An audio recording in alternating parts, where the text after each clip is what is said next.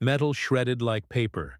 The scream of it was almost operatic, piercing the late morning stillness like a banshee wail. 9 tons of stubborn farm-bred steel, the Massey Ferguson 9895 combine harvester, lurched forward one final time, its front teeth digging into the polished facade of a $120,000 Porsche Cayenne Turbo like it was harvesting wheat. Glass exploded, tires popped, and luxury German engineering crumpled in a way that made me wonder if Stuttgart ever tested their designs against Montana farm equipment. I hadn't planned it. Hell, I woke up thinking today would be about barley. But when I rolled up at 6:03 a.m., fresh coffee in my thermos and the cold still clinging to my bones, and saw that glossy white SUV blocking my barn door, something in me snapped. Again. There wasn't even a note. No explanation. Just her car sitting smugly across the access path like it belonged there. Like she belonged here. There were signs. Clear ones. Do not block barn entrance. 24-hour access required. But people like Mandy Blackwell didn't read signs. They issued orders. I walked around the SUV twice. No keys inside. No neighbors to help push. And I had 48 acres of barley to harvest before the weather turned and wiped out the season. So I got in the harvester. I thought, maybe I'll nudge it. Just a scrape. Just enough to make her think twice next time. But then I saw the dent on the weight corner of my equipment from last month. The one she caused backing her luxury toy too close and then swearing up and down it wasn't her fault. I remembered the busted irrigation pipe 2 weeks ago, the same day her crew installed new drainage, on the edge of my land. And I remembered what Abby said. People like Mandy count on you playing by the rules while they rewrite them. I didn't floor it. I just moved forward. Deliberate, slow, surgical. Steel met plastic. Chrome gave way. The engine block folded, like a cheap card table. And God help me. The sound was beautiful. When the last crunch echoed across the field and the dust began to settle, I climbed out, heart hammering like I'd just breached a compound in Kandahar. I wasn't angry. I wasn't even proud. I just felt done. She thought her wealth made her untouchable. She thought wrong. It didn't start with the Porsche. No, that was just the crescendo. The final note in a twisted symphony Mandy Blackwell had been composing for 7 months. First it was subtle. Surveyors accidentally crossing onto my land. A delivery truck blocking the access road for 2 hours during planting season.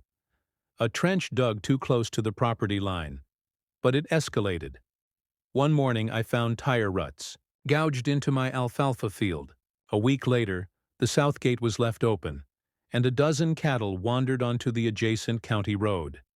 Could have been deadly. Fortunately, old Harold Winters helped me round them up. Then came the official notices. Anonymous complaints filed. With the county. Pesticide misuse, illegal waste storage, water rights violations. Every single one proved unfounded, but each demanded an inspection, a delay, and paperwork, always during critical operations, planting, irrigation setup, calving. It was death by bureaucracy. I tried to stay calm, tried to follow Dad's old rules. Document everything. Never lose your temper. Trust the law to protect you, but the law was slow. The bank was not. Every disruption cost money. Money I didn't have much of after investing everything I owned to save this place. Mandy knew exactly what she was doing. She'd picked off weaker farms around me like a vulture circling, a wounded animal. And when my father passed, she saw me as the final piece of her Golden Valley puzzle. What she didn't understand was that I wasn't just another struggling farmer. I'd survived 3 tours in the most dangerous places on earth. I'd held dying friends in my arms and watched the light go out of their eyes. You don't go through that and come back just to hand your family legacy over to someone in heels and a boardroom smile. Return to the Lawson farm after 12 years in the service, with scars on my face and wounds in my head that no one could see. People at the diner said I looked solid, like a man who could handle himself, but they didn't see the way I flinched at sudden sounds, or how I avoided sitting with my back to the door. The land was the only thing that made sense to me anymore. There was a kind of honesty in the soil. You plant, you water, you hope. Sometimes it gives, sometimes it doesn't, but it never lies to you. When I left the military, I wasn't sure who I was anymore. Just that I needed something that grounded me, something real. So I came home. Dad was already sick then. Skin yellowed, voice thin. Pancreatic cancer doesn't wait long once it digs in. I found him in the same chair he'd sat in for years. Leather cracked, flannel shirt stained from coffee and work. He looked up at me and smiled, weak but proud. "Travis," he said, gripping my hand, "this land, it's more than dirt. It's our legacy. Don't let anybody take it." Those were the last real words he said before the morphine took over. Dad wasn't the emotional type. No long speeches. No romanticized stories about the past. Just rows of carefully labeled binders, financial statements, and one worn journal, filled with legal notes. He'd taught agricultural law at the community college for 2 decades while running the farm. Said education was the family's insurance policy. That journal became my Bible. I read it at night by lamplight, flipping pages filled with court precedents, property statutes, highlighted sections of Montana Code Annotated. Section 71611, Emergency Agricultural Access Rights. I read it so many times I could quote it. Not because I expected trouble, but because Dad would have expected me to be ready. Losing him didn't hit me all at once. It came in waves. I'd be tightening a bolt on the harvester or feeding the livestock and suddenly think of his voice, sharp and gravelly, reminding me to double-check the pH level before adjusting fertilizer ratios. This wasn't just land. It was memory, pain, hope, blood. My grandfather had broken ground with mule-drawn plows on this very field. My father had built irrigation lines with his own hands, and now it was my turn. The promise I'd made over his hospital bed was ironclad in my mind. No one would take this place from me, not cancer, not the bank, and certainly not Mandy Blackwell. At night, the dreams came in waves. I'd be back in Helmand Province, scanning the ridgelines, or in the Korengal Valley, the trees whispering with wind or death. I could never tell which. I'd wake up slick with sweat, heart racing, the sound of distant helicopters in my ears. Sometimes I'd find myself gripping the sheets like a rifle.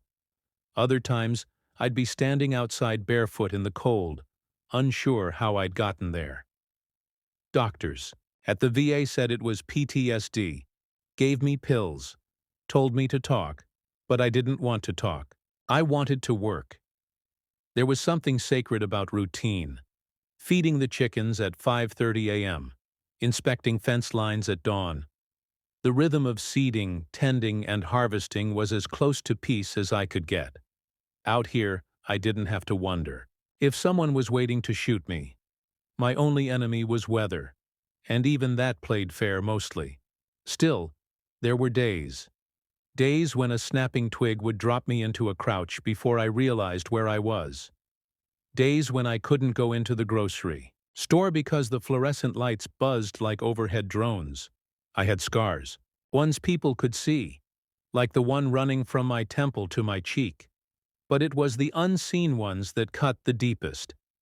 I didn't expect people to understand.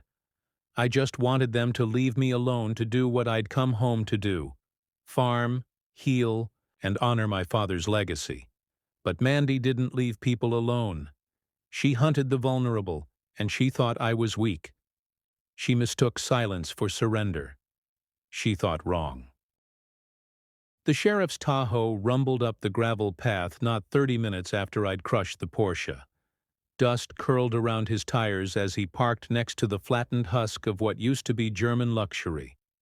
I stood beside the barn, arms crossed, boots rooted in the clay my family had farmed for generations. Sheriff Miles Reed stepped out slow, like he wasn't sure what he was walking into. "Travis," he said, adjusting his belt. "What in the hell happened here?" I tilted my head toward the wreckage. "Combine met a roadblock." He sighed and walked around the carcass, boots crunching glass. "You didn't even try to tow it?" There was no room, and no time. He didn't respond right away. Just looked at me with that mix of familiarity and unease. We'd gone to school together, played ball in the same muddy fields. But now, his badge meant he couldn't afford to be just another old friend. "She's pressing charges," he finally said. "Destruction of property, reckless endangerment." I nodded. Figured she would. "Travis, this isn't just about a car. She's got lawyers. And money.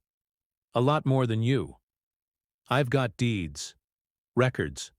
Her car was trespassing on active agricultural space. That barn's designated critical infrastructure. State Statute 71611. His eyebrows lifted. "You quoting ag law to me now?" Dad taught me well. He didn't argue. Just exhaled and muttered, "You might have just poked a hornet's nest." "I didn't poke it," I said. "I rolled a combine through it." Within 48 hours, the lawsuit came. Certified mail. Thick packet. Glossy law firm letterhead. The kind that smells like leather and fear.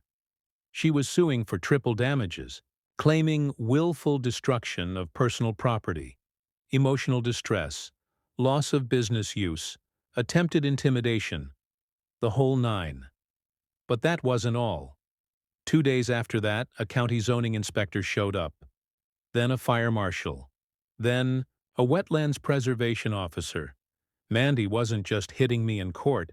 She was dragging every agency in her Rolodex into the ring.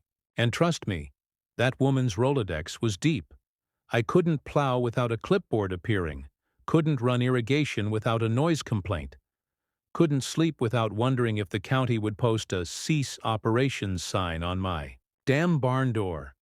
Meanwhile, Mandy took to social media like a seasoned PR vulture, videos of her crying next to the crushed Porsche. Hashtags, teary-eyed selfies. Veteran neighbor threatens single woman. She twisted every ounce of the story into something grotesque. Her followers didn't care about facts. They cared about clicks. And I was trending for all the wrong reasons. The public defender's office called the next week, offering representation in lieu of formal charges being escalated. Translation. Mandy was trying to push the DA toward criminal proceedings. I didn't have the money for a high-powered attorney. But I did have a name. Talia Vance. Fresh out of law school. Only been in the county 6 months. She looked like she belonged on the cover of a grad school brochure. Sharp eyes, tighter suit, and a fire that hadn't been dulled by years of court losses. She walked into my kitchen with a legal pad and a fierce glint. "You really drove a Harvester over a Porsche?" "I did," I said. She smiled, just slightly. "Good. Now let's make sure it was legal." I liked her instantly. She went to work like a woman on a mission. Poured through county land use records, interviewed neighbors, pulled copies of every code my father ever cited. She even found a drone video someone had taken weeks ago of Mandy's SUV parked illegally. Proof it wasn't the first time. "This isn't just about property," Talia said one night, laying maps across my kitchen table. "It's about intent. You're going to argue agricultural necessity and escalating harassment. We'll flip the script." "She has 10 lawyers," I reminded her. "And you have me. I work twice as hard when I'm outnumbered." For the first time in weeks, I felt something like hope. For months, the town had stayed silent. Mandy's reach extended far. She had investments in half the new developments and influence on every zoning board. Most people either feared her or owed her, and I was the loud veteran with the scarred face and a war inside his head. But something began to shift. Old Harold stopped by one morning with a box of fence posts. Said he overbought. Marta from the diner slipped me a hand-drawn petition. People who'd had similar run-ins with Mandy, but had stayed quiet until now. Even the mailman Eddie mentioned offhand, "If you need a witness statement about that Porsche being there before dawn, I might remember something." Nobody declared war on her openly. But the silence broke. It was small things, quiet things, but they mattered. Because in a place like this, a whisper travels faster than a scream. At the first hearing, Mandy arrived, with 4 attorneys and a Channel 6 news crew. She wore a white blazer and crocodile tears, and when the cameras rolled, she played victim like she was born for it. "I feared for my life," she sobbed. "He has military training. What if he snaps again?" My jaw clenched, but I stayed still. Then it was my turn. Talia gave me a nod. I stood before the small courtroom, oak benches filled with curious neighbors and quiet watchers. "I didn't destroy her car out of rage," I said. "I destroyed an obstacle that was unlawfully parked on land my family's owned since 1927. I've tried, documented, pleaded, even involved law enforcement. But harassment doesn't always wear a uniform. Sometimes it wears a designer suit and files paperwork instead of fists." I looked at the judge, gray-haired, cautious eyes. "I served this country. I buried my father here. This land is all I have left of him. If I don't stand up now, she'll take it. And then she'll take the next one. And the next." Silence filled the room. I didn't offer apologies. Just the truth. And it rang louder than any headline Mandy could pay for. The courtroom hadn't gone how Mandy expected. The judge didn't throw the book at me. He didn't even seem impressed by her crocodile tears or custom pearl necklace. Talia's defense and the growing number of affidavits in my favor made it clear. Mandy's narrative was cracking, so she escalated. Dirty. 3 days after the hearing, a sheriff's deputy knocked on my door with a clipboard and a grim expression. Mandy had filed a temporary restraining order, claiming I'd threatened her in the courthouse parking lot. "She says you shouted at her," the deputy said, glancing at his boots. "I didn't speak to her. I walked straight to my truck. Hell, I've got dashcam footage." "Doesn't matter right now. TRO stands until the hearing." It was strategy. Delay, distract, discredit. The order meant I couldn't go within 300 feet of her home, or any of the shared access roads, which conveniently cut off half the irrigation line that ran past her newly expanded fence. Talia's voice was sharp on the phone. "She's baiting you, trying to get you to violate it so she can push for contempt. She's playing a dirty game. Then we'll play cleaner and smarter." I installed cameras, documented every move, every gate lock, every broken sprinkler head. Mandy wanted a war of attrition, but I'd spent enough time in real combat zones to know patience wins, and the truth doesn't rot. It waits. The surprise came during the second hearing, scheduled to determine whether the restraining order would be extended. Mandy sat smug, flanked by 2 of her best attorneys. Her nails were the color of fresh blood. I sat beside Talia, silent and watching. The judge sifted through paperwork, then glanced up. "I see we've had a supplemental affidavit filed. Mr. Eldridge?" My jaw slackened slightly. "Ray Eldridge. My dad's oldest friend, retired Air Force mechanic, 82, built like a cedar post. He hadn't been to our farm since Dad's funeral. But there he was, standing in his old uniform jacket, silver wings catching the courtroom light.